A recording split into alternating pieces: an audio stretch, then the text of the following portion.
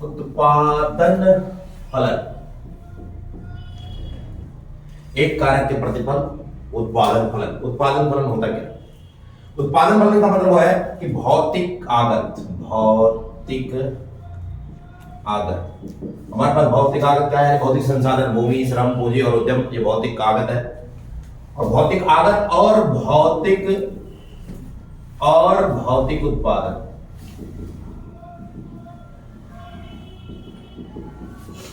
भौतिक आगतों और भौतिक उत्पादन, इन दोनों के बीच, यानी भौतिक आगत और भौतिक उत्पादन। भौतिक आगत का मतलब भूमि, श्रम, पूंजी और उद्यम, और भौतिक उत्पादन का मतलब है जैसे मेरे हाथ में मार्कर है या कोई वस्तु, कोई भी वस्तु जो भौतिक वस्तु है तो हाथ में जो जिसे छुआ जा सकता है, भौतिक उत्पादन। भौतिक आगतों और भौतिक उत्पादन, इन दोनों के बीच में जो फलनात्मक संबंध पाया जाता है इसे उत्पादन फलन कहा जाता है, इसे उत्पादन फलन कहा जाता है। भौतिक आगत और भौतिक उत्पादन, भौतिक आगत का मतलब यह है कि भाई भूमि, श्रम, पूंजी और उद्यम, उन सब से मिलकर के मान लीजिए, कल्पना करिए कि इस मार्कर का क्या हुआ, निर्माण हुआ, तो ये भौतिक उत्पादन है। तो भौतिक आगत और भौतिक उत्पादन यानी भूमि, श्रम, पूंजी और उद्यम, और इस भौतिक उत्पादन यानी मार्कर के बीच में जो फलनात्मक संबंध पाया गया, जो फलनात्मक संबंध पाया जाता है उसे उत्पादन फलन कहते हैं। अर्थात भौतिक आगतों और भौतिक उत्पादन के बीच पाए जाने वाला फलनात्मक संबंध उत्पादन फलन कहलाता है। अब ये जो उत्पादन फलन होता है दो प्रकार का होता है। उत्पादन फलन दो प्रकार का होता है, एक अल्पकालीन उत्पादन फलन और एक दीर्घकालीन उत्पादन फलन।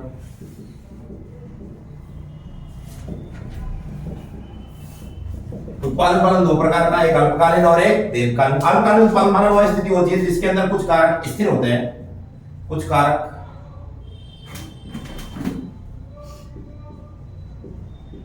स्थिर और कुछ कारक परिवर्ती होते हैं। स्थिर कारक और परिवर्ती कारक दोनों में कुछ कॉम्बिनेशन के द्वारा, संयोग के द्वारा उसका उत्पादन किया जाता है। अर्थात कुछ कारक क्या रहेंगे स्थिर और कुछ कारक क्या रहेंगे परिवर्तनशील। याद रहे कि इस अल्पकालीन उत्पादन फलन में वस्तु का उत्पादन बढ़ाना है तो केवल परिवर्ती कारकों में वृद्धि करके उत्पादन को क्या किया जा सकता है, बढ़ाया जा सकता है। स्थिर कारक अपनी जगह पर क्या रहेगा, स्थिर रहेगा। स्थिर कारकों में वृद्धि करके उत्पादन को बढ़ाया नहीं जा सकता है, स्थिर कारकों में वृद्धि करके उत्पादन को बढ़ाया नहीं जा सकता है। लेकिन वही बात करेंगे हम दीर्घकालीन उत्पादन फलन। दीर्घकालीन उत्पादन फलन होता है जिसके अंदर सारे के सारे कारकों में वृद्धि, स्थिर कारक भी रहते हैं, स्थिर और परिवर्ती, इन दोनों कारकों में वृद्धि करके उत्पादन को बढ़ाया जा सकता है। यानी स्थिर कारक यानी मशीन भी बढ़ाओ, साथ में लेबर भी, कच्चा माल भी क्या किया जा सकता है, बढ़ाया जा सकता है। दोनों कारकों में वृद्धि करके उत्पादन को बढ़ाया जा सकता है। लेकिन आप अल्पकालिक में इसके अंदर कुछ कारक स्थिर और कुछ कारक परिवर्तनशील होता है और केवल परिवर्ती कारकों में वृद्धि करके उत्पादन को बढ़ाया जा सकता है। स्थिर कारक अपनी जगह पर स्थिर रहेगा, स्थिर कारक अपनी जगह पर क्या रहेगा, स्थिर रहेगा। अब स्थिर कारक होता क्या है? स्थिर कारक, स्थिर कारक कोई कारक होते हैं जिनका उत्पादन में परिवर्तन होने से कारक में कोई परिवर्तन नहीं होता, वो मशीन आता है। क्या आता है? मशीन, जो अस्थायी मशीन। परिवर्ती कारक वो कारक होते हैं जिनका उत्पादन में परिवर्तन होने से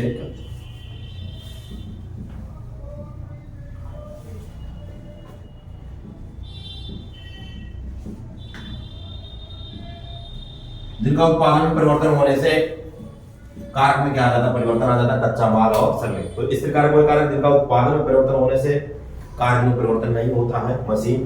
परिवर्ती कारक वो कारक जिनका उत्पादन में परिवर्तन होने से कारक में परिवर्तन हो जाता है, जैसे कि कच्चा माल।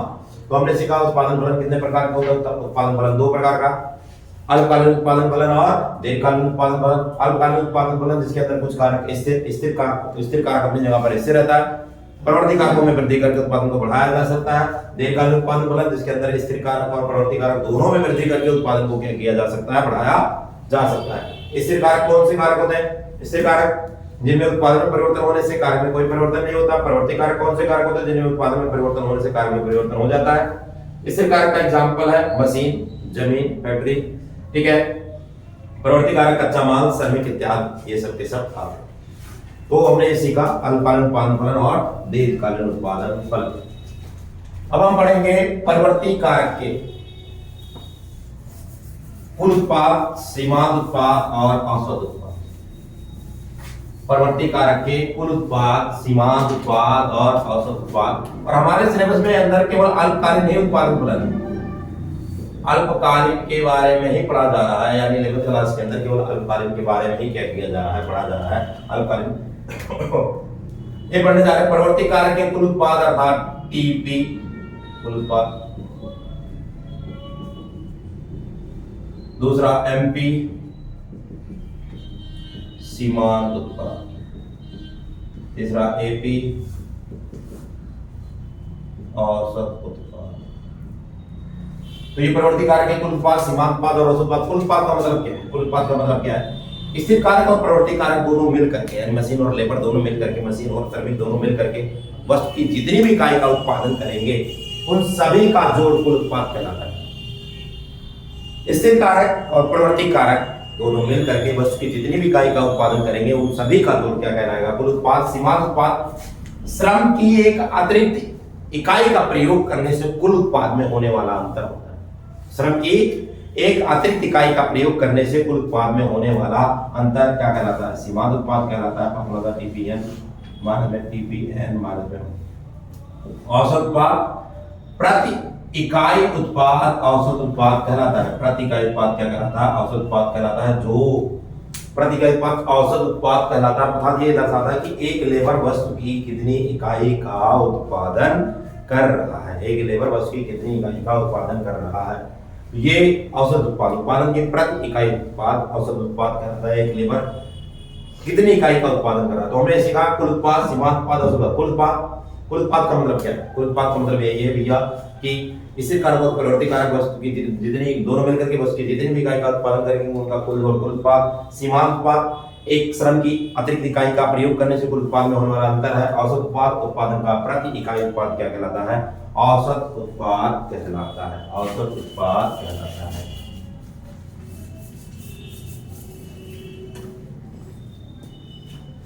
अगली हेडिंग है क्या एमपी कभी ऋणात्मक हो सकता है? क्या एमपी कभी ऋणात्मक हो सकता है? क्या एमपी कभी ऋणात्मक हो सकता है? इसका रिप्लाई है हाँ, एमपी ऋणात्मक हो सकता है। हाँ, एमपी ऋणात्मक हो सकता है। कब? जब अर्थव्यवस्था में अत्यधिक रोजगार, जब अर्थव्यवस्था में अत्यधिक रोजगार हो या फिर अदृश्य बेरोजगारी हो, अदृश्य बेरोजगारी हो तो एमपी क्या, ऐसी स्थिति में एमपी क्या हो जाता है? ऋणात्मक में चला जाता है। क्वेश्चन है क्या एमपी ऋणात्मक हो सकता है? क्या MP can be negative? Yes, MP can be negative. क्या एमपी ऋणात्मक हो सकता है? तो हाँ, इसका रिप्लाई क्या है? हाँ, एमपी ऋणात्मक हो सकता है जब अर्थव्यवस्था में अत्यधिक रोजगार हो या फिर अदृश्य बेरोजगारी। ऐसी अवस्था में एमपी ऋणात्मक हो जाता है। ऐसी अवस्था में एमपी ऋणात्मक हो जाता है।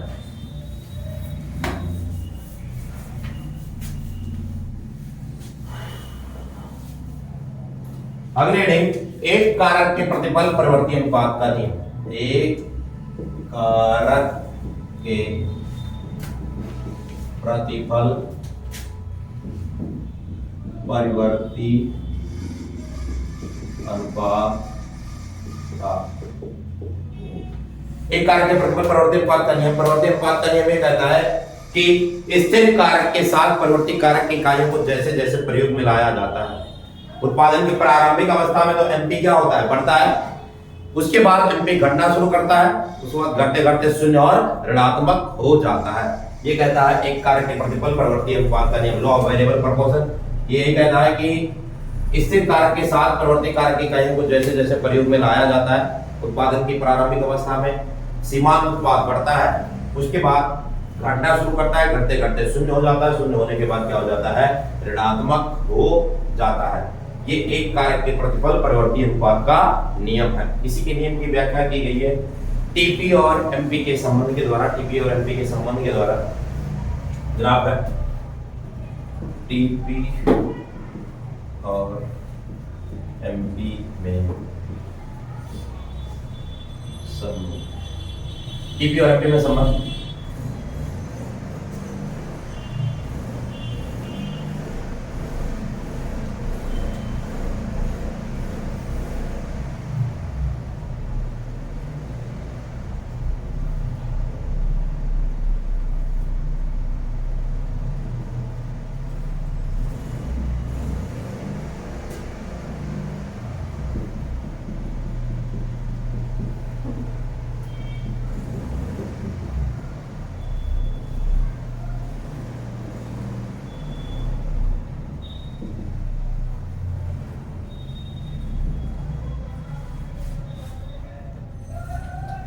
टीपी और एमपी में संबंध।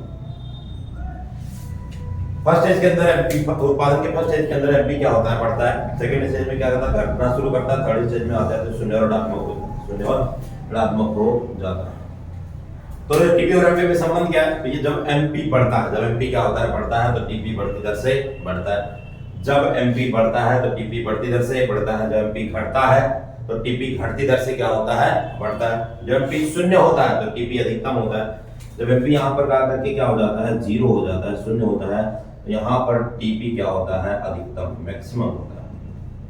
जब एमपी शून्य होता है तो टीपी अधिकतम होता है। तो जब एमपी ऋणात्मक होता है तो टीपी घटना क्या करता है, शुरू करता है। जब एमपी ऋणात्मक होता है तो टीपी घटना शुरू करता है। जब एमपी बढ़ता है तो टीपी बढ़ती दर से बढ़ता है। जब एमपी घटता है तो टीपी घटती दर से बढ़ता है। जब एमपी शून्य होता है तो टीपी अधिकतम होता है। जब एमपी ऋणात्मक होता है तो टीपी घटना शुरू करता है। तो ये टीपी और एमपी में संबंध है। ये टीपी और एमपी में क्या है, संबंध है।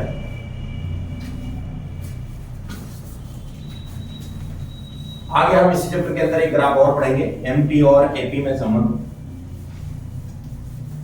एमपी और एपी में संबंध, एमपी और एपी में संबंध, एमपी और एपी में संबंध।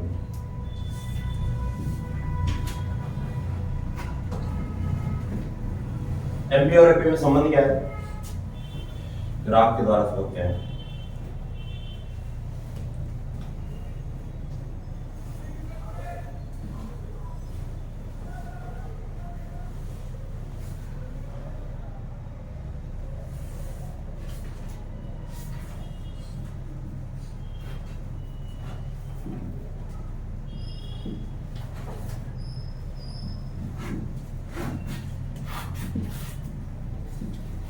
एमपी और एपी में संबंध।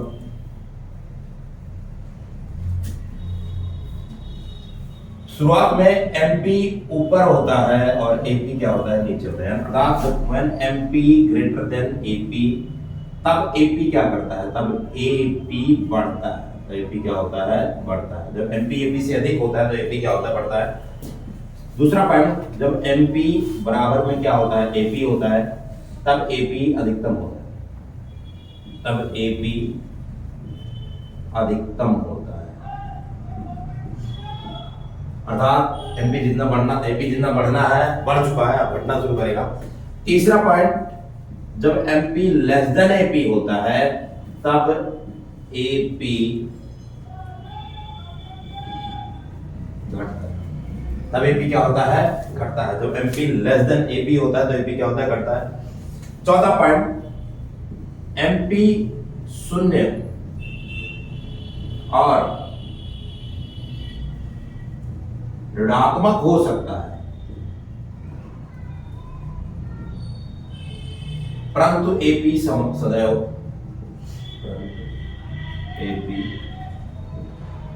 सदैव धनात्मक हो। हम पढ़ रहे हैं एमपी और एपी में संबंध। पहला पॉइंट, जब एमपी एपी से अधिक होता है तो एपी क्या होता है, बढ़ता है। जब एमपी एपी से अधिक होता है तो एपी बढ़ता है। इस बिंदु पर एमपी और एपी दोनों दूसरे के बराबर हैं। ए बिंदु पर एपी एमपी और दोनों दूसरे के बराबर है। जब एमपी एपी के बराबर होता है तो एपी मैक्सिमम होता है। मैक्सिमम होने का मतलब अर्थात जितना बढ़ना है बढ़ चुका है, अब इसके बाद बढ़ना शुरू करेगा। उसके बाद एमपी नीचे हो जाता है, एपी क्या हो जाता है, ऊपर हो जाता है। फिर जब एमपी एपी से कम होता है तो एपी घटना शुरू करता है। एमपी शून्य हो जाता है, उसके बाद क्या होता है, एमपी यहाँ पर क्या हो गया, शून्य हो गया, उसके बाद ऋणात्मक हो गया। परंतु एपी हमेशा धनात्मक रहता है, परंतु एपी सदैव क्या रहता है, धनात्मक रहता है। तो ये एमपी और एपी में संबंध है। ये एमपी और एपी में क्या है, संबंध।